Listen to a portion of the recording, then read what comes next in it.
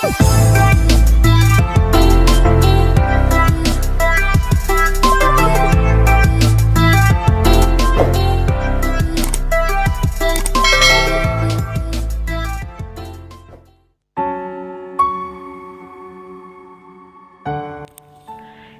Abbasiyah merupakan masa kepemimpinan Islam keempat setelah Rasulullah, Khulafaur Rasyidin, dan Kekhalifahan Umayyah. Dinasti ini terbagi menjadi 5 periode dengan berbagai macam bentuk kebijakan politik dan sosial. Dinasti ini dikenal sebagai The Golden Ages of Islam, di mana banyak ilmuwan Muslim muncul dan menghasilkan karya-karya yang berpengaruh hingga hari ini, seperti Al-Khawarizmi yang dikenal sebagai bapak matematika, Abbas bin Firnas sebagai bapak aerodinamika, dan Ibnu Sina sebagai bapak kedokteran. Dinasti ini mengalami masa keemasan pada periode pertama. Tapi, tahukah kamu bahwa pada periode ini pula muncullah benih-benih kehancuran pada dinasti Abbasiyah?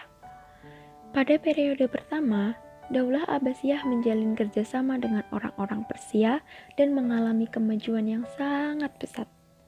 Akan tetapi, mereka tidak menjalankan kerjasama dengan orang Syiah yang memiliki andil juga dalam mendirikan Bani Abbasiyah. Karena mereka merasa terhianati, maka orang Syiah mengambil sikap oposisi terhadap Daulah Abbasiyah. Akibatnya, konflik berkepanjangan terjadi antara Daulah Abbasiyah dengan orang Syiah. Pada periode kedua hingga keempat, dinasti Abbasiyah menjalin kerjasama dengan bangsa yang berbeda-beda. Pada periode tersebut, sebenarnya para khalifah-khalifah dinasti Abbasiyah tidak memiliki kemampuan untuk menjalankan pemerintahannya. Namun, karena sistem pemerintahan monarki, maka mereka harus tetap menjalankan pemerintahan dan diangkat menjadi khalifah. Dan lemahnya khalifah itu yang menjadi penyebab awal keruntuhan dinasti Abbasiyah. Banyak terjadi konflik-konflik pada bidang politik. Bahkan khalifah yang menjabat hanya dijadikan boneka. Kemundurannya dimulai sejak Khalifah Al-Ma'mun mengangkat saudaranya Al-Mu'tasim untuk menghindari dominasi orang Persia. Untuk memperkuat pemerintahannya, ia membentuk tentara dengan mengangkat budak-budak dari Turki. Orang Turki memang dikenal berprestasi di dunia militer. Tentara Turki itu kemudian sedikit menguasai pemerintahan dinasti Abbasiyah yang menandai masuknya periode kedua dinasti Abbasiyah pada tahun 847 hingga 945 Masehi.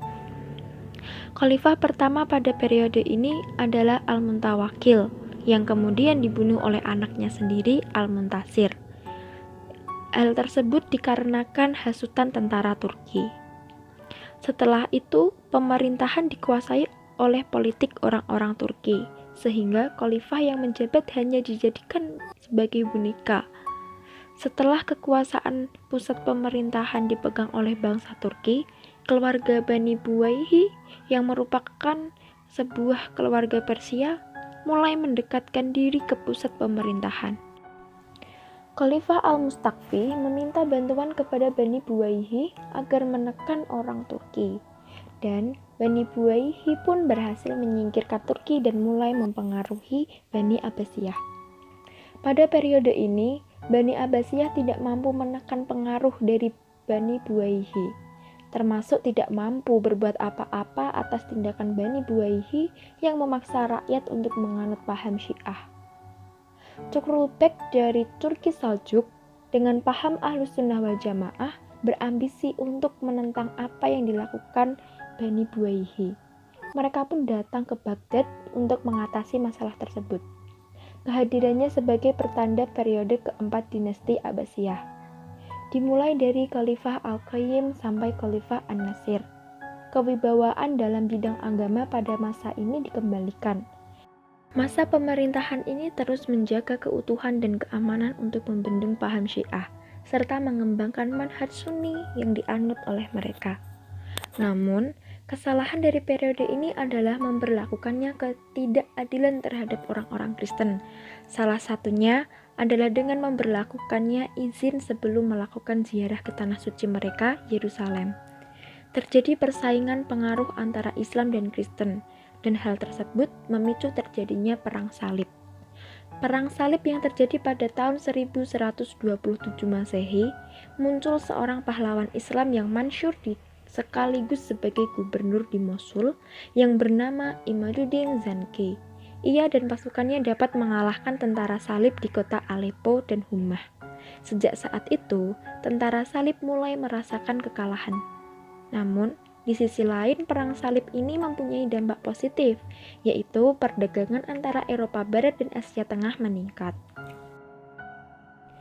Ketika perang salib mulai mereda, terjadi serangan tentara Mongol. Penyerangan ini dipimpin oleh Hulagu Han dari bangsa Mongol. Pada tanggal 10 Februari 656 Hijriah atau 1258 Masehi, Hulagu dan pasukannya bergerak dengan efektif dan merangsek ke jantung kota. Dan Khalifah beserta 300 pejabat dan Qadi menawarkan penyerahan diri tanpa syarat.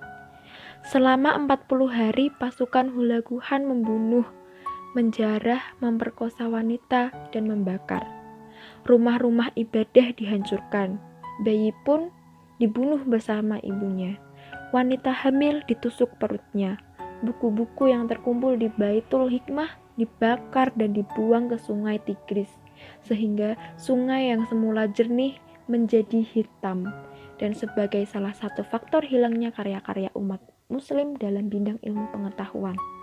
Kota Baghdad dihancurkan rata dengan tanah. Dengan penyerangan tersebut, berakhirlah kekhalifahan Abbasiyah pertama. Nah, dapat disimpulkan secara umum bahwa keruntuhan dinasti Abbasiyah ini disebabkan oleh dua faktor. Yang pertama adalah faktor internal yang meliputi lemahnya khalifah, persaingan dengan bangsa lain, kemerosotan ekonomi, serta konflik keagamaan.